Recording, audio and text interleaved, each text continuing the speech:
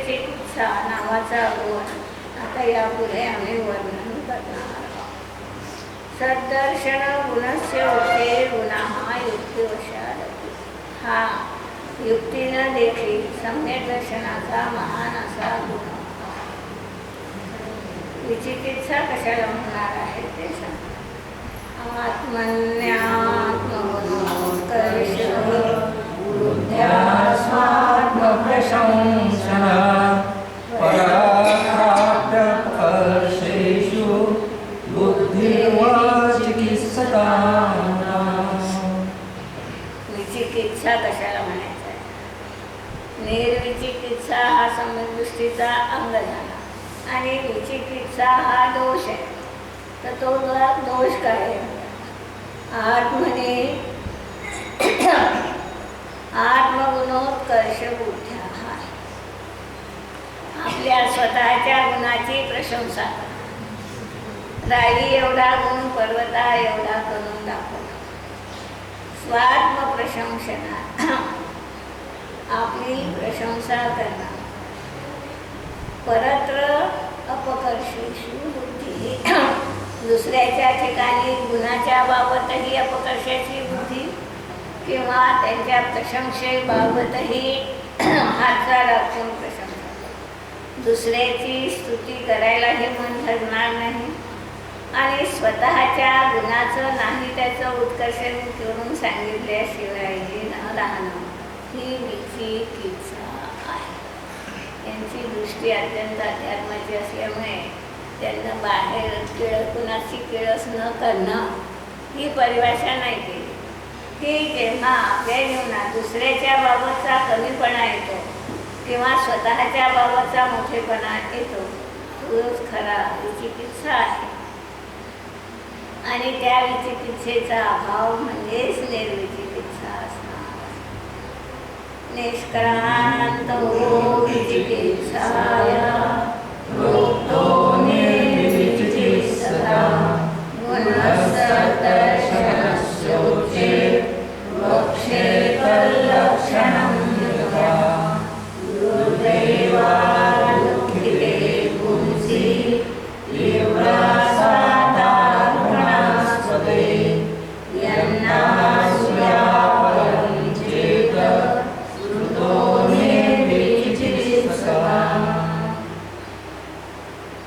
विचिकित्साया हा निष्क्रांत ज्याच्या जीवनात अशा प्रकारची आत्मप्रशंसा आणि परनिंदा संपलेली आहे असा हा निर्विचिकित्सका हा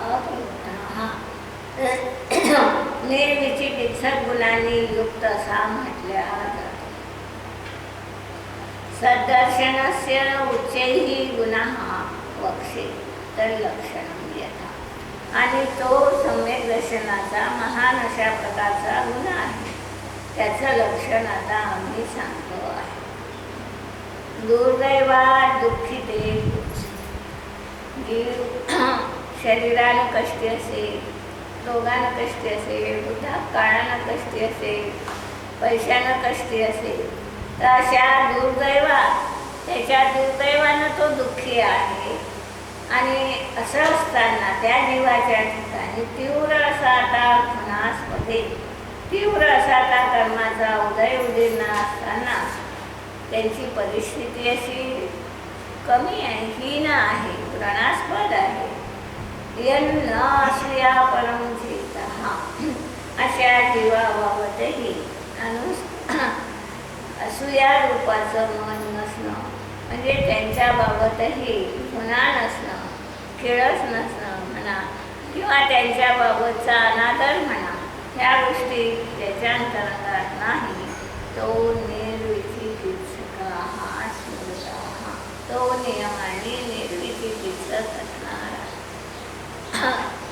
त्या परिस्थितीला अनुसरून त्या जीवाच्या ठिकाणी दुःख असते, त्या जीवाच्या ठिकाणी भावात बदल होतो. आता एखादा मिथ्या दृष्टी असेल तर मग त्याची तरी किळस करावी की नाही काय. आता म्हणतात मिथ्या दृष्टी जीवाच्या बाबतही त्याच्या जीवनात घृणा येत नाही. त्यांनी म्हणून सांगितलं माणसाचा द्वेष नाही, माणसाची किळस नाही, त्याच्या पाप भावाची असणार आहे. आणि म्हणून अशा दुःखी जीवाबाबत त्याच्या तीव्र साताचा उदय आहे आणि म्हणून त्याला ही परिस्थिती निर्माण झाली असा विचार तो करतो आणि त्यामुळे न असूया रूप त्याच्याबाबत त्याच्या जीवनात असूया येत नाही. हिंदीत असूया शब्द यासाठी असेल, आपल्या मराठीत असूयाचा अर्थ आपण काय करतो, द्वेष मत्सर करतो, तो नसेल तिथं. की त्याच्याबाबत जो अनादराचा परिणाम आहे तो यत न असूया असूया परिणाम नाही, ते निर्विजिकीचा न एतत् मनस्य अज्ञानमस्म्यहं सम्पदापरं नासावस्मत्समो दीनो वराको विपदां पदं सत्योज्ञानमेव तत्र कर्म प्राणिनस्सदृशा सर्वे प्रस्तावयो. पुन्हा बाबत क्षीणतेचा भाव, पुन्हा बाबत उत्कर्षाचा भाव त्याच्या जीवनात काय येत नाही म्हणतात. न एतत् मनस्य अज्ञानम अस्मि अहम, त्याच्या जीवनात असं अज्ञान होत नाही. कोणतं अहम संपदा पदम, मी तर महान श्रीमंत अशा प्रकारचा आहे. न असो स्मत समोर, आणि हा जो दुसरा जीव आहे हा माझ्यासारखा आहे, वैभवानं संपन्न नाही, दीन आहे, वराह हा अत्यंत गरीब आहे. न असो अस्मत् समो, माझ्यासारखा हा माझ्यासारखा श्रीमंत नाही, दीन आहे असं लावायचं आहे. न असो अस्मत् समहा, वर त्यांनी काय सांगितलं, कमी संपदा पदम, मी तर वैभवाचा माहेरघर आहे आणि याच्या ठिकाणी माझ्यासारखी संपदा नाही, हा पहिल्या शब्दाचा अर्थ. आणि म्हणून हा कसा आहे, दीन हा, तो दीन आहे. वराको, सगळ्या विपत्तींचं दुःखांचं माहेरघर आहे. प्रत्युत ज्ञानमेव एतत् तत्र कर्मविपाकः, त्याच्या जीवनात तर हा विचार असायला पाहिजे. म्हणतात एतत् ज्ञानम तत्र प्रत्युत, अशा प्रकारचे ज्ञानभाव त्याच्या जीवनात यायला पाहिजे. कर्मविपाकः प्राणिनः, ह्या सगळ्या कर्माच्या उदयानं उत्पन्न होणारा हा जो त्रस स्थावर योनी आहे, त्रसपणा किंवा स्थावरपणा देवाच्या जीवनात का आला, तर कर्माच्या उदयाचं निमित्त असल्यामुळे ह्या सगळ्या पर्यायी मिळाल्या. कोणी त्रस झालं, कोणी स्थावर झालं, कोणी एकेंद्रिय झालं, कोणी असौनी पंचेंद्रिय झालं, कोणी पंचेंद्रिय सौनी झाला. तर म्हणतात ह्या सगळ्या अवस्था ज्या मिळाल्या आहेत त्याला, त्या अवस्था त्याच्या कर्मोदयानं मिळालेल्या आहेत.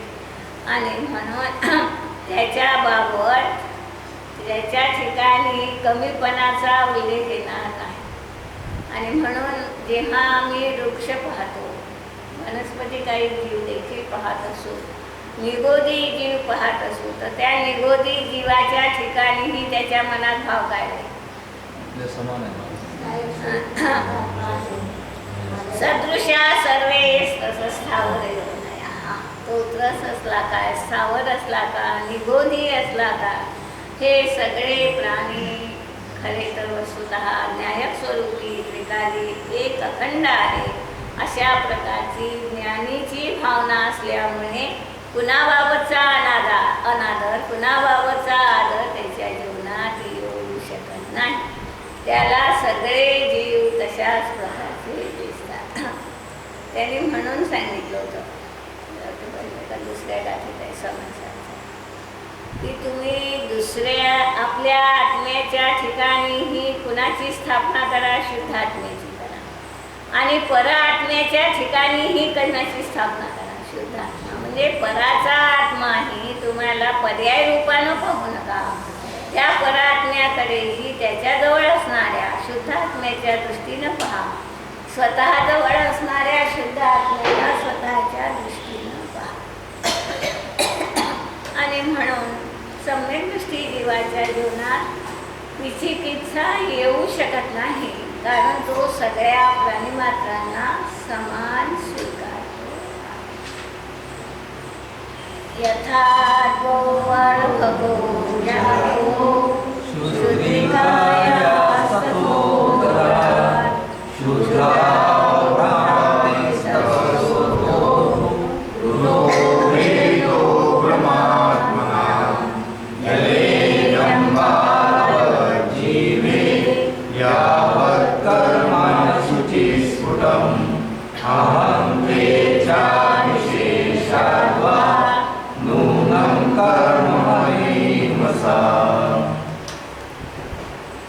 यथा गौ अर्भको शुद्धिकायाः उदरात जातो, याप्रमाणे एका शुद्धिकेच्या भोवती 2 जुळे जन्माला.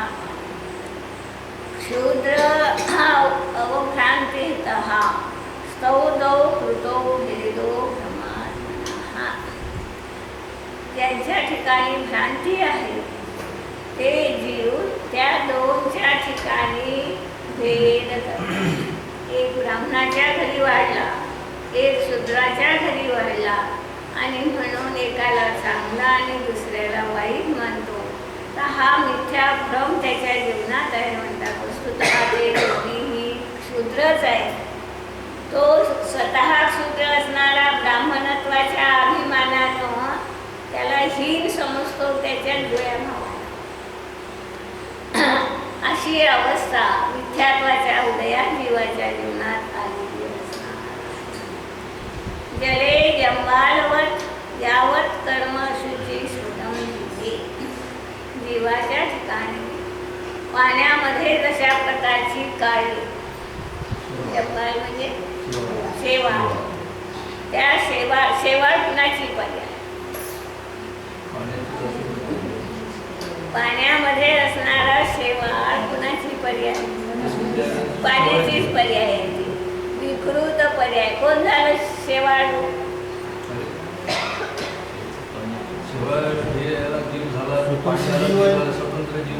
झाला असे, पण त्या जंबालवत म्हणजे ते शेवाळू कोण परिणत झालं? कुणाची पर्याय म्हणणार आहात? ती पाण्याची झाली. ते त्याच्यातून भिन्न राहते म्हणून ती पाण्याची म्हणता येत नाही ते. होऊ शकत नाही. 2 अलग अलग जीव झाले. त्याला भेद ज्ञान करायचं त्याचं उदाहरण देतो आपण समाजकारामध्ये. जले जंबालवत. तर दोन्हीसाठी ते उदाहरण आहे. ते कशासाठी आहे? जसं पाण्यापासून ते शेवाळ, दोन्ही गोष्टी आहेत. पाणी शेवाळ झालं यासाठी ते दृष्टांत देता येतो, आणि पाण्यापासून शेवाळ पाण्यात राहूनही शेवाळापासून पाणी भिन्न आहे. पाण्यामध्ये शेवाळ पाण्याचा जो स्वच्छतेचा जो गुणधर्म आहे तो नाही. तर स्वच्छता स्वभाव राहिला नाही, कृती आली ना पाण्याचीच आहे. पर्याय पाण्याची जर पर्याय म्हटलं त्याला आपण पाण्याची स्वीकृती आहे ती. दुसरं काय आहे? शेवाळ ही पाण्याची विकृती आहे. ते आता सूक्ष्म जीव थोडंच पाहून राहिलं. पाणी तुम्ही पुरं विहिरीतलं पाणी पाहिलं, त्यातही अनेक जीव झाले. पाणी अलग, शेवाळ अलग. असं नाही म्हणताय. त्याचीच पर्याय माती जीव नाही आहे. शेवाळ वनस्पती काही वनस्पती जीव आहे, आणि पाणी हे जल काही जीव आहे. ते जीव 2 आहेत की नाही याचा प्रश्न पुढे सोडवा. आधी ती पर्याय पाणी स्वीकृत दृष्टांत कशासाठी दिला? विकृती कुणाची? दृष्टांत त्याच्यासाठी आहे की दोन्ही ते एकाच पोटी आले. हे जे वरचा दृष्टांत आहे त्याला जोडून हे लावावं लागते, तसं नाही लावता येत. एकाच क्षुद्रिकेच्या पोटी 2 आले ना. परमात्मा आहे ते, परमात्मा म्हणजे ते भूमिष्ठ आहे, दोन आहे. दोन्ही अलग असून आपण दोन्ही अलग नाही. हा अलग मानतो, हा भ्रम आहे. भ्रम कोणता आहे?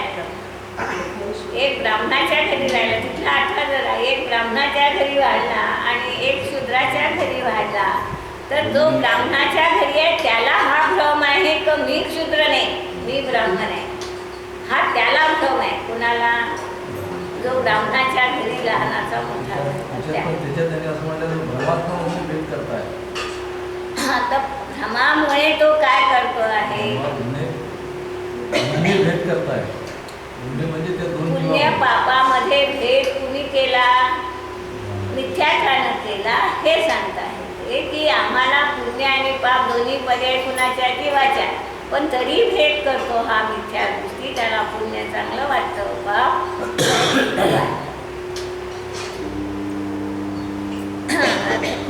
भावार्थात होईल अतिशय खुलासा. जले जंबालवत जीवे यावत कर्म अशुची सुदम. पाण्यामध्ये शेवाळाप्रमाणे सगळंच कर्म अशुची आहे. अहंतेच अविशेषाद्वानुनं कर्म मलिमसा. आणि हे जे सगळे संसारी जीव आहे ते सगळेच्या सगळे अविशेषाद्वा कोणत्याही प्रकारचा भेद न होता कर्म मलिमसा कर्मानं विकृत झालेले आहे. तो प्रश्न सोडवा. शेवाळ वनस्पती कैती वैन, शेवाळ वनस्पती कैती वैन, शेवाळ हो ना. ते पाण्याची विकृती कशी काय? ते पुराला इथं हा भेद नाही दाखवायचा आहे. त्यांना काय दाखवायचं आहे? हां, कर्मानं मलिमस आहे तो हे सिद्ध करायसाठी पाणी स्वच्छ स्वभावी असूनही कर्माने तो मलिमस आहे म्हणजे त्याची विकृती दाखवायची आहे जीवाची. ती ही पाण्याची विकृतीच आहे ना. पाणी वनस्पती काय रूपानं परिणत झालं ही विकृती आहे त्याची. पाणी वनस्पती काय रूप कसं पडलं? शरीरासाठी तो नियम असतो. आत्मा तर वेगळा राहणारच आहे दोघांचा.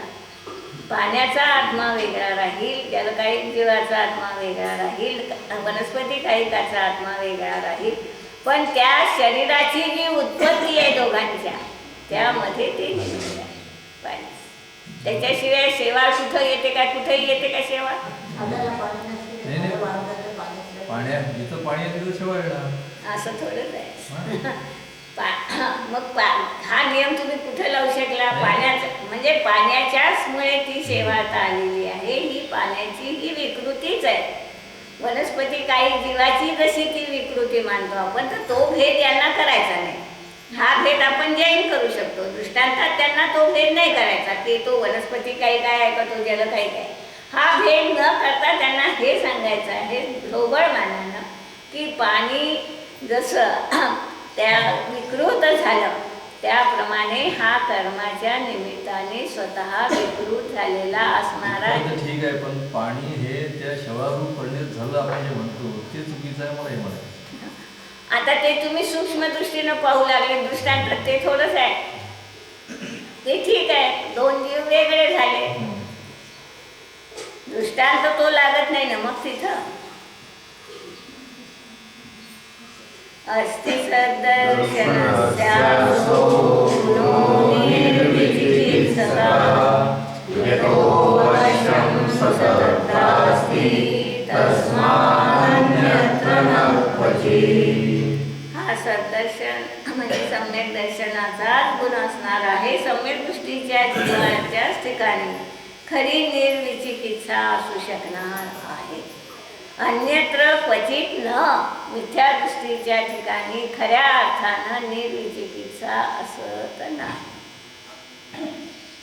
कर्म पर्याय मात्रेषु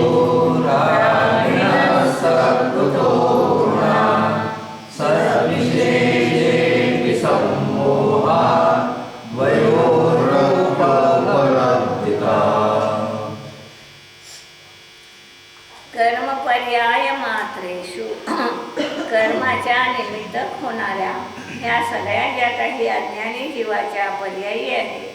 रागिनाः सहा गुणो कुतः. अशा रागी द्वेषी अज्ञानी, रागी याचा अर्थ इथं केवळ रागी नाही, मिथ्या दृष्टी जीवाच्या ठिकाणी हा गुण कसा राहू शकेल म्हणतात. का नाही राहू शकणार? मिथ्या दृष्टीच्या ठिकाणी निर्विचिकित्सा गुण का नाही राहणार? निमित्तानं होण्यामध्ये पर्याय म्हणजे त्याचा अनुराग असतो. तर म्हणतात सम्यक दृष्टी पर्याय मात्र वस्तूला मानत नाही. त्याची दृष्टी द्रव्यदृष्टीकडे असते आणि त्याच्यामुळे तो पर्याय निमित्त होणाऱ्या ज्या ज्या काही अवस्था आहे जीवाच्या त्या अवस्थेला तो आपलं मानत नाही. तर ज्या ह्या द्रव्यपर्यायी आल्या असेल आपल्या जीवनात किंवा विभाव गुणपर्यायीही आल्या असेल, ह्या सगळ्या आत्म्याचा स्वभाव नाही, नैमित्तिक भाव आहे, विकारी भाव असल्यामुळे तो सम्यक दृष्टीचा गुण होऊ शकत नाही. सद्विशेषे अपि सम्मोहात् द्वयोः ऐक्य उपलब्धिताः. ते दोन कर्मनिमित्त होणारी पर्याय आणि आत्मा, पुन्हामध्ये तो भेद पाहतोय. भेद कुठं करायचा आहे आपल्याला? दोन द्रव्यात नाही करायचा. भेद कुठं करायचा आहे? कर्माच्या निमित्त होणारी आपली विकारी पर्याय आणि आत्मा. कर्मापासून तर आत्मा भिन्नच आहे, प्रश्न नाही. पण कर्मनिमित्त होणाऱ्या आपल्या पर्यायी आणि आत्मा यामध्येही सद्विशेषे अपि भेद आहे. विकारी पर्याय म्हणजे शुद्ध आत्मा नाही. शुद्ध आत्म्यात विकारी पर्याय आहे का? तर ह्या दोन मध्ये भेद असतानाही समूहात मोहामुळे मिथ्यात्वामुळे द्वयोः ऐक्य उपलब्धितः, तो दोन मध्ये एकत्व करतो. कोणत्या दोन मध्ये एकत्व केलं? विकारी भाव आणि शुद्ध आत्मा यामध्ये एकत्व करतो. एक तर शुद्ध आत्म्यालाच विकारी मानतो, एक तर विकार नाहीच असं मानतो. तर म्हणतात वस्तुतः तो दोन मध्ये एकत्व बुद्धी करतो. आणि अध्यात्माला जे भेद विज्ञान करायचं असते ते परद्रव्यापासून नाही, ते आपल्याच विकारापासून करायचं असते. इत्युक्तो युक्तिपूर्वोऽसौ गुणसदर्शनस्य नाविवक्षो हि दोषाय विवक्षो न गुणाप्यै. इति उक्तो युक्तिपूर्वो असो गुणः सद्दर्शनस्य. हा निर्विचिकित्सा नावाचा गुणही नियमाने सम्यक दृष्टीचाच आहे. अविवक्षो हि दोषाय न विवक्षो गुणाप्तये न. त्याची विवक्षा केली काय नाही केली काय तर काही दोष निर्माण होतात असंही नाही, किंवा विवक्षा केली म्हणून अधिकीचे गुणांचा लाभ होतो असंही नाही. नियमाने हा सम्यक दृष्टीचाच गुण असल्यामुळे त्या सम्यक दर्शनाबरोबर तो नियमाने असणार आहे. सम्यक दर्शन नसेल त्या जीवाजवळ तो असणार नाही.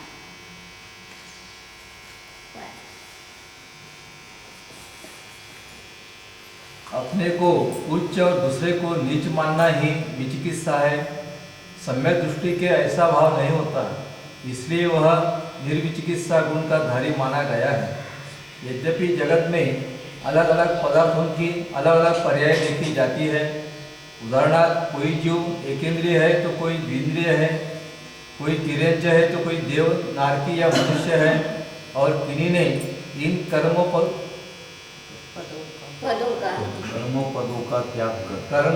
का त्याग कर पूरी तरह से आत्मपद को प्राप्त कर लिया है.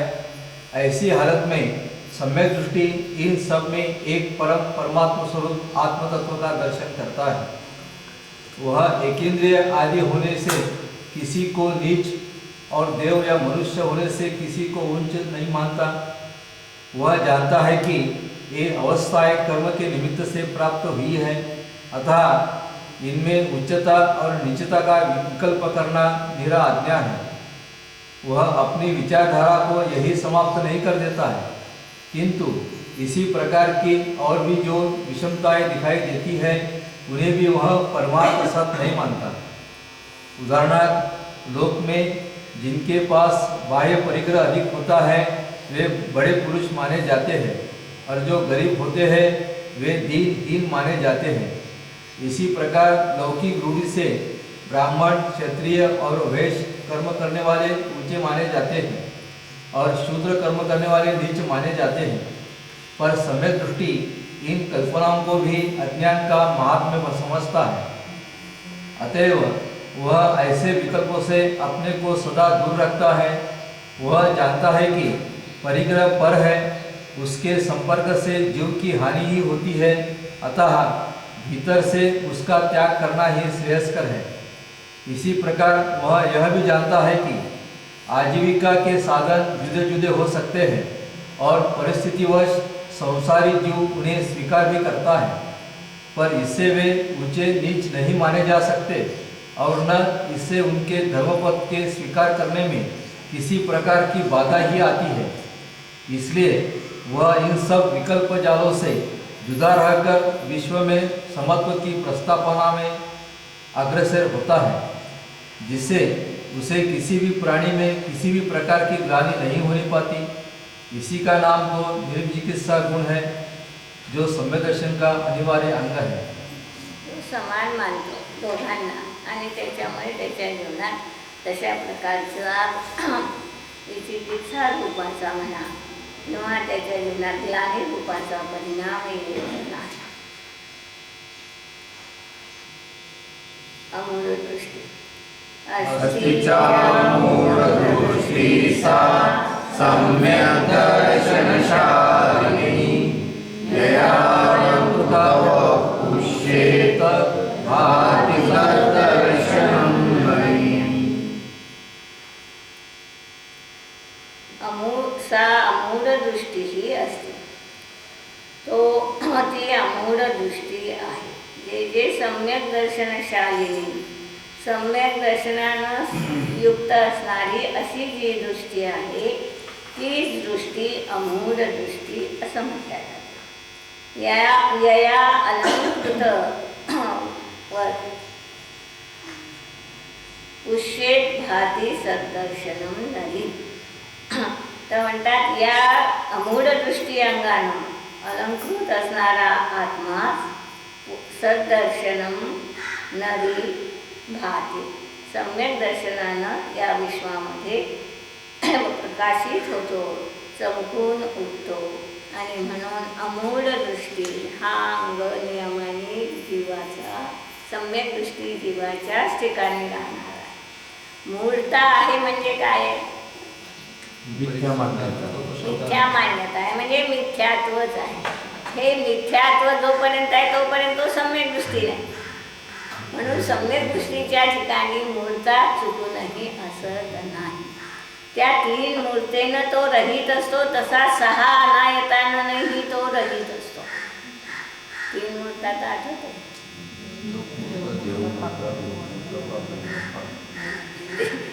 पाखंडी गुरु एक आहे, देवमूर्ता, पाखंडी मूर्ता आणि लोकमूर्ता अशा तीन प्रकारची मूर्ता आहे आणि सहा अनायतन आहे। कोणते?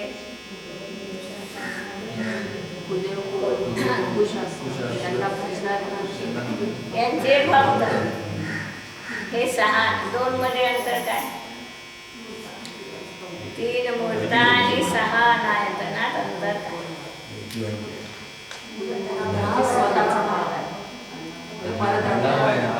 तीन मूर्ता जीवाचा परिणाम आहे आणि अनायतन त्याचे निमित्त आहे। परत जाऊया, हे सहाही अनायतन जे आहे ते त्या मिथ्यात्वाचे निमित्त असणार आहे। तो जीवाचा परिणाम नाही, त्या निमित्त होणारी जी मूढता आहे ती मूढता म्हणजे मिथ्यात्व म्हटल्या जाते। तर हा मूढ दृष्टी, सम्यक दृष्टीच्या ठिकाणी मिथ्यात्व कधी असतच नाही आणि म्हणून तो अमूढ दृष्टी अंगानं सहित असतो। अतत्वे तत्वश्रद्धानं मूढदृष्टी स्वलक्षणा नास्ति सा यस्य जीवस्य विख्यातस्तोऽस्य मूढतो अस्य सत्त्वे दृष्टान्ते मिथ्यात्वसाधितो भवेत् नात्यं तत्र मोहाय दृग्मोहस्यो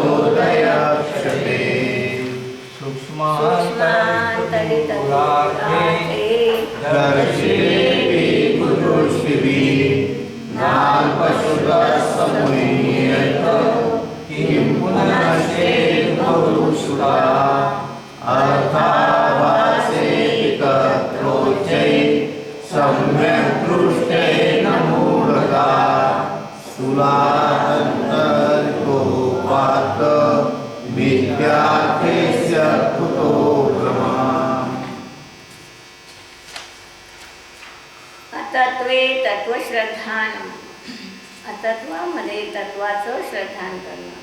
7 तत्वाबाबत चुकीची मान्यता जीवनात असणे.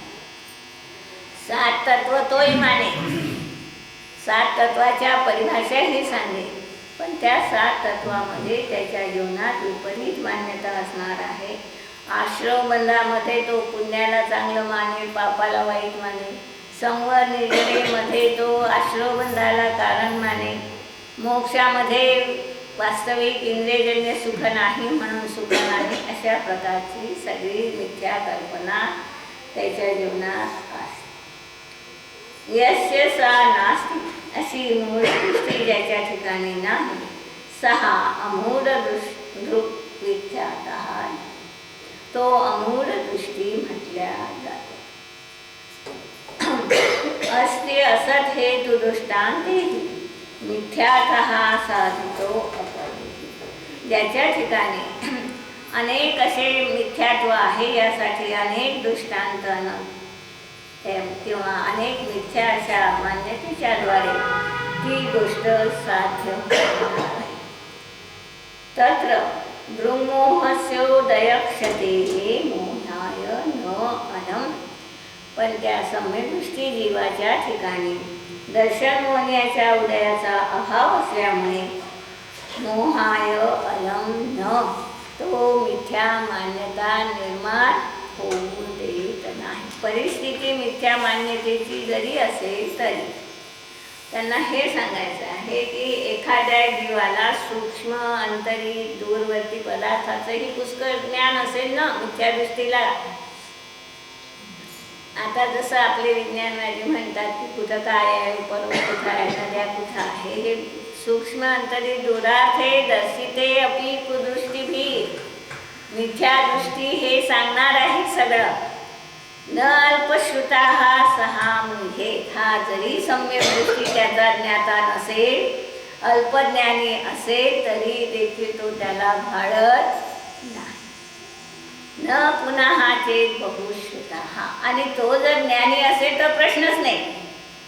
सम्यक दृष्टी असून अल्पज्ञानी असेल तर तो दुसऱ्या मिथ्या दृष्टीने सांगितलेल्या सूक्ष्म अंतरी दूरार्थ पदार्थामध्ये कधीही मिथ्या बुद्धी राहत नाही त्याच्या जीवनात. त्यांनी सांगितलेलं हे बरोबर नाही, चुकीचं आहे, हीच भावना सम्यक दृष्टीच्या जीवनात राहणार आहे. म्हणजे सरळ काय सांगायचं आहे त्यांना, एखादा मिथ्या दृष्टी जीव अधिक ज्ञानी आहे आणि एखादा सम्यक दृष्टी जीव अल्पज्ञानी आहे, तरी देखील त्याच्या मान्यतेत मिथ्यापणा आहे आणि याच्या मान्यतेत सम्यकपणा आहे.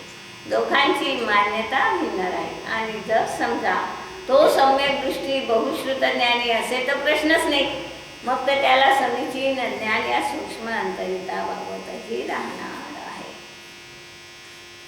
अर्थाभासे अपि तत्रोच्चे सम्यक दृष्टे न मूढता, आता त्या पदार्थांचा आभास आहे त्याचं ज्ञान नाही कदाचित सम्यक दृष्टी जीवाला सूक्ष्म अंतरित दूरवर्ती.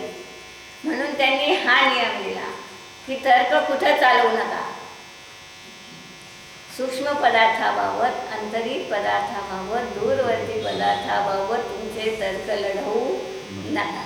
तर अर्थाभासे अपि, त्याला त्याचं ज्ञान नसेलही, एखादा अज्ञाप्रधानी सम्यक दृष्टी असेल जीवतो.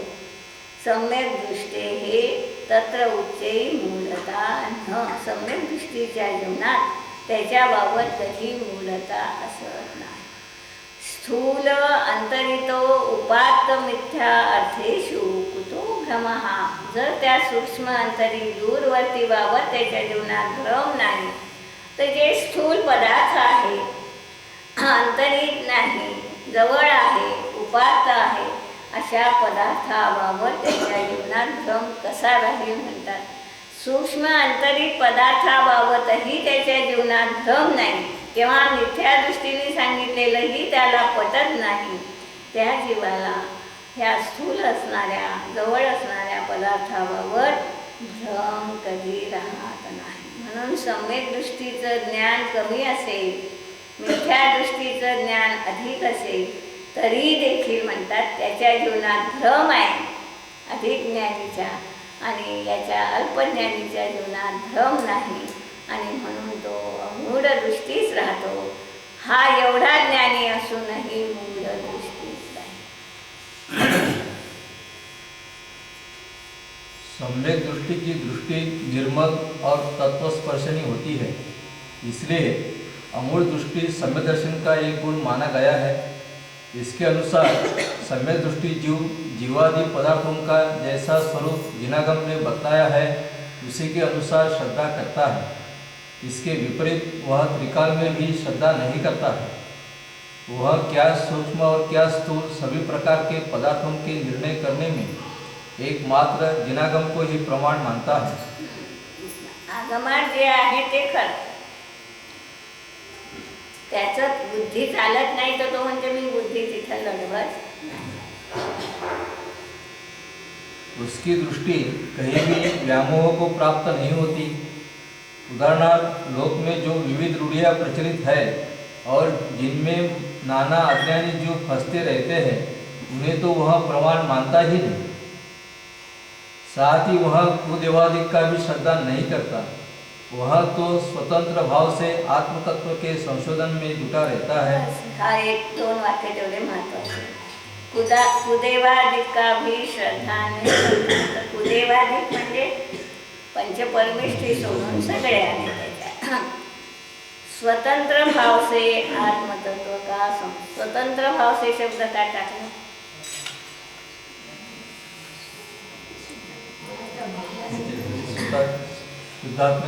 निमित्ताधीन दृष्टी न ठेवता आत्म्याचं संशोधन करतात.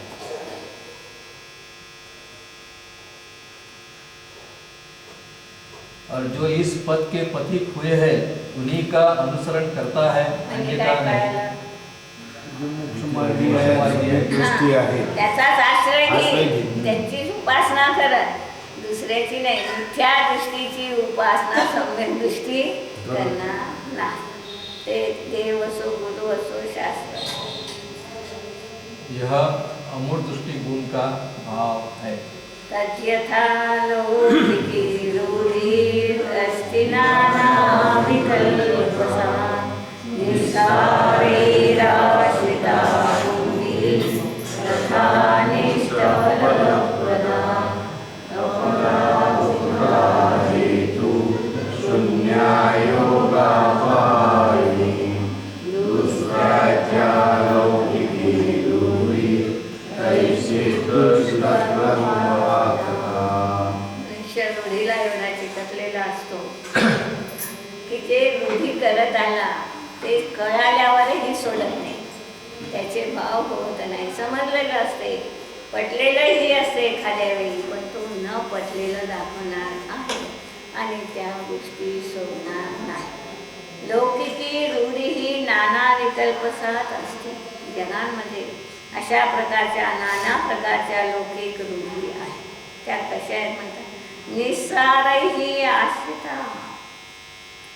त्याचा निस्सार पुरुष जे आहेत त्यांनीच त्याचा आश्रय घेतलेला आहे. म्हणजे जे सम्यक दृष्टी नाही, ज्याला ज्ञान नाही, तोच त्या लौकिक रूढीचा आश्रय घेतो. कुंभीरथा अनिष्ट फलप्रदाहा. ती अनिष्ट फलालाच देणारी अशा प्रकारची असणार आहे. अफलाहा कुफलाहा. अजून कसे अफल आहे, त्याचं जे फल आहे ते मिळूच शकत नाही. सम्यक दृष्टी जीवापेक्षा मिथ्या दृष्टी जीवानं कितीही धर्म केला तरी त्याचं फल त्याला मिळत नाही. म्हणून अफला आहे. नुसते अफला आहे असं नाही, तर कुफला आहे.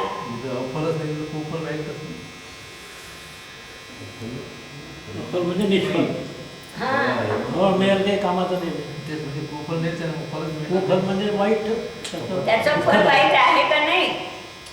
वाईट तुम्ही फळ. अफला आहे तर अफला शब्द कुणासाठी आला, चांगल्या गोष्टीचं फल मिळत नाही यासाठी अफला आला, आणि वाईट फल मिळते यासाठी कुफला.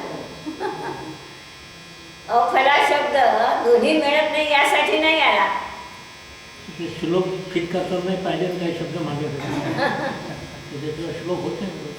अफलाहा कुफलाहा वाईट फलाला देणारी अशी आहे, पापकर्माचा आश्रय बंद करणारी आहे. हेतू शून्य हा योगापहारिणा हा.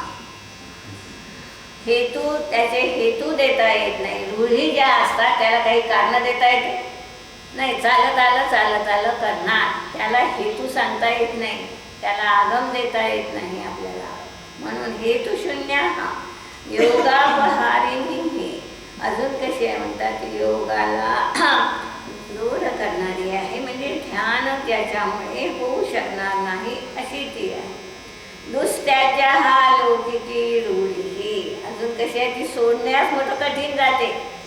ज्या ज्या काही वाईट रूढी आपल्यात आलेल्या असतात त्या वाईट आहे समजल्यावरही सोडणं अत्यंत कठीण जाते. कैश्चित दुष्कर्म पापता त्याच्या जीवनामध्ये अशा मुख्यत्वाचा दुष्कर्माचा उदय तीव्र असतो की त्या लौकिक रूढी वाईट आहे, घातक आहे हे समजूनही तो सोडू शकत नाही. यहाँ संक्षेप में मिथ्या दृष्टि के किस प्रकार की लोकपूर्ता होती है उसके स्वरूप पर प्रकाश डाला गया है. इसका विशेष खुलासा रत्नाकरण में किया है. वहाँ बता है कि धर्म मानकर नदी या समुद्र में स्नान करना, बालू या पत्थर में ढेर लगाना, पहाड़ पर से गिरना और अग्नि में प्रवेश करना, यह सब लोकमूर्ता है. वास्तव में धर्म जीवन संशोधन के हेतु राग द्वेष और अज्ञान के कम करने से होता है. नदी में स्नान करने से कुछ राग द्वेष की कमी नहीं होती. इससे ऐसी क्रियाओं को लोकमूर्ता ही कहा है. तात्विक दृष्टि से हमें और भीतर जाना होगा और देखना होगा कि जैन परंपरा में क्या ऐसी मूर्ता प्रवेश तो नहीं कर गई है. यदि हम इतर लोकांचं झालं वर सगळं, आमच्या जैनात काही आहे की नहीं लोकमूर्ता. यदि हम भीतर घुसकर देखते हैं तो ज्ञान होता है कि प्रकारांतर से यह मूर्ता तो हमें भी घर चुकी है, हमने भी घर कर चुकी है. घराघरामध्ये घरगुती नाही, आमच्यामध्ये बसली आहे पिष्ट, घर करून बसली आहे, पिष्ट बसली आहे. 13 पंथ और 20 पंथ इसके उदाहरण है. आम्ही 13 पंथी 20 पंथी. धर्म न तो 13 पंथ है और न 20 पंथ है. वे पंथ तो जनता को तात्विक दृष्टि से हटाकर लौकिक रूढ़ में फंसा कर रखते हैं. फिर भी अज्ञानवश इनका समर्थन किया जाता है.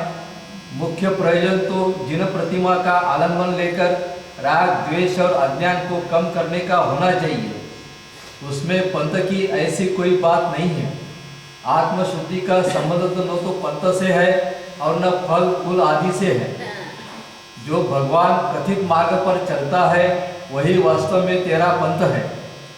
भगवान के पाद में गंध लगाने काय और कळालं, जो भगवान कथित मार्ग पर चलता है वही वास्तव में 13 भगवान चालते पंथ है. असं नाही. भगवंतानं कथित मार्गावर चालते, भगवान कथित मार्गावर चालते असं नाही. हाँ ठीक है. वाक्य थोडं लक्षात घ्या. काय झालं, जो भगवान कथित मार्ग पर, भगवंतांनी सांगितलेल्या मार्गावर जो चालतो. भगवान के पाद में गंध लगाने और सचित्त वस्तु के चढ़ाने से क्या लाभ, इसलिए कर्तव्य परिणाम की सम्मान का होना चाहिए.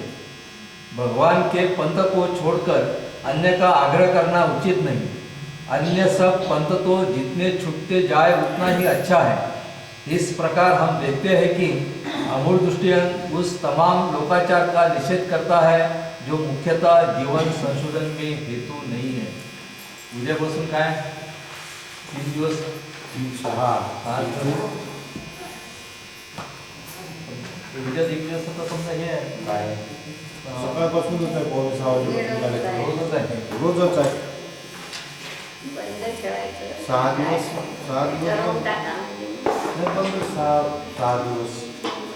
6 दिवस कशात 6 दिवस पुढेच आहे. 23 तारखेपर्यंत आहे. 18 ही आहे. 18 तर सूर्य ठेवा.